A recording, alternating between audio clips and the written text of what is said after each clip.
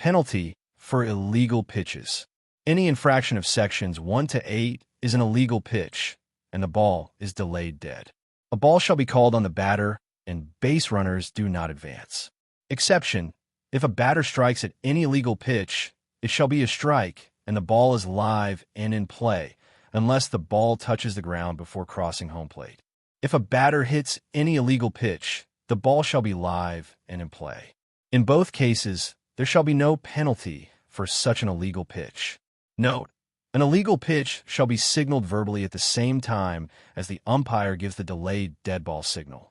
Failure of players to hear or see the signals shall not void the call.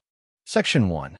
The pitcher shall take a position with both feet firmly on the ground and with one or both feet in contact with the pitcher's plate. While the pivot foot is in contact with the pitcher's plate and throughout the delivery, only the pivot foot must be within the length of the pitcher's plate when on the ground or on the pitcher's plate. Note: to indicate to the pitcher that he may not start the pitch, the umpire should raise one hand with the palm facing the pitcher. No pitch shall be declared if the pitcher pitches while the umpire has his hand in said position.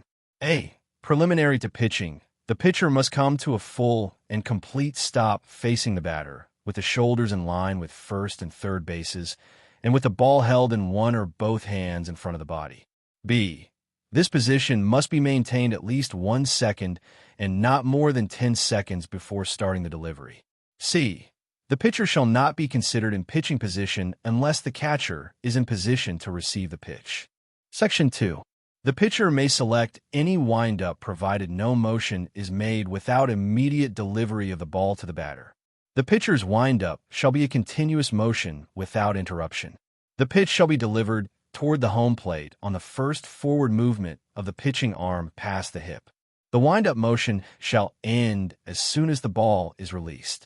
He or she may not pitch the ball behind his or her back or between his or her legs. Section 3. The pivot foot must remain in contact with the pitcher's plate until the pitch ball leaves the hand. As the ball is released, the pitcher may take one step in any direction simultaneously with the release of the ball. After the pitcher releases the pitched ball, there are no restrictions on his or her movements except that the pitcher may not continue to wind up after the release of the ball. Section 4. A legal delivery shall be a ball which is delivered to the batter with an underhanded motion. A. The pitch shall be released at a moderate speed. The speed is left entirely up to the umpire. B. The ball must arc higher than the batter's head. C. The ball must not exceed a height of more than 16 feet above the ground. D.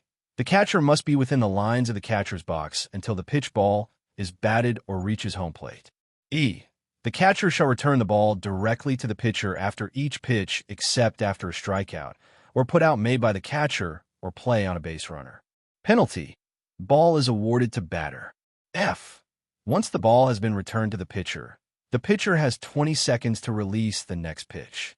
Note: in making a legal delivery, the pitcher may make contact with his or her clothing or body with his or her hand or the ball. Section 5. The pitcher shall not deliberately drop, roll, or bounce the ball while in pitching position in order to prevent the batter from striking it. Section 6. The pitcher shall not at any time during the game be allowed to use tape or other substance upon the ball, the pitching hand or fingers, nor shall any other player apply a foreign substance to the ball. Under the supervision and control of the umpire, powdered resin may be used to dry the hand. The pitcher shall not wear any item on the pitching hand, wrist, or arm which may be distracting to the batter. Extenuating circumstances may alter this rule upon the discretion of the game officials. Section 7. To begin a game, or when a pitcher relieves another, no more than 1 minute may be used to deliver no more than 3 balls to the catcher or other teammates. After the first inning, the existing pitcher may deliver no more than 1 warm-up ball each inning within the 1-minute time limit. The 1-minute time limit begins from the third out of the previous half inning. Play shall be suspended during this time.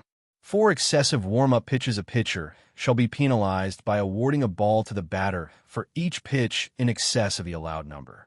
Note: umpire is authorized to allow more pitches when the weather is inclement or if pitcher was removed due to an injury. Note: The umpire shall be the sole judge in determining which game ball should be used for play. Section 8.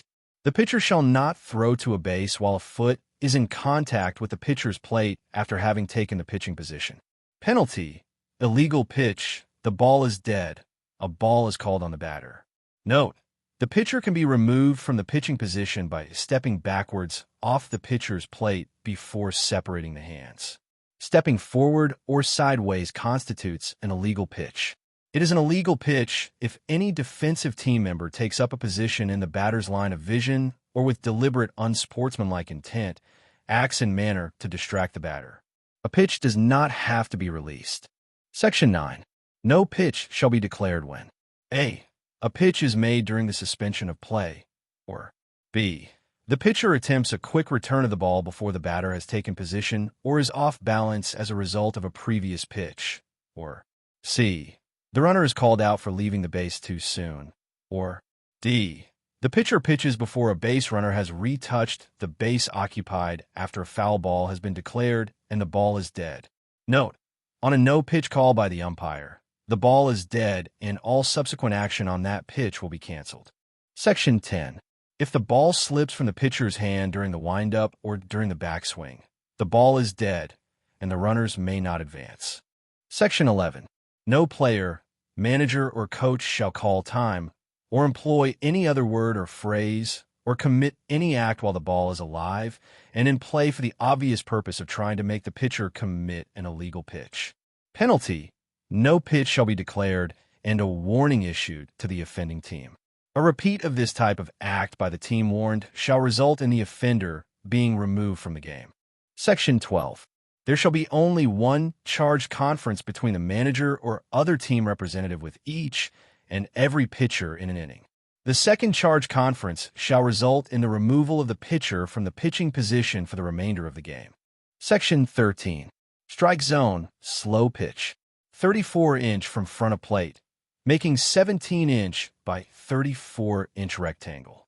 A legally pitched ball that is not struck at that lands on any part of the strike zone, which is 17-inch wide and 34 in length, including the plate, will be ruled a strike by the umpire. Note: for safety purposes, catcher must let ball land on any part of the strike zone to be called a strike. For scoring purposes, the official home plate, not the extension, must be touched as p. Note: the dimensions of the strike zone/strike zone mat are left to the discretion of the administering agency. Absent alternative directions from the administering agency, the standard strike zone mat shall be used. Section 14. A pitched ball not hit that touches the ground before crossing home plate shall be called a ball and declared dead. Batter shall not hit the ball after it bounces on ground, plate, or plate extension. If the batter swings at and hits the ball after it bounces on ground, plate, or plate extension, the ball is dead and the batter is out. In the case of a batter swinging and missing at a pitch after it bounces, if the umpire judges the act of the batter to be an attempt to avoid a base on balls by intentionally swinging and missing, it shall be a strike and the ball is dead. If the umpire judges the act of the batter as legitimately trying to hit the ball or otherwise create a safety hazard, then the ball is dead and the batter is out. SP. If you found this video informative, please like and subscribe to the channel to ensure you receive notifications about future rule explanations. Thank you for watching.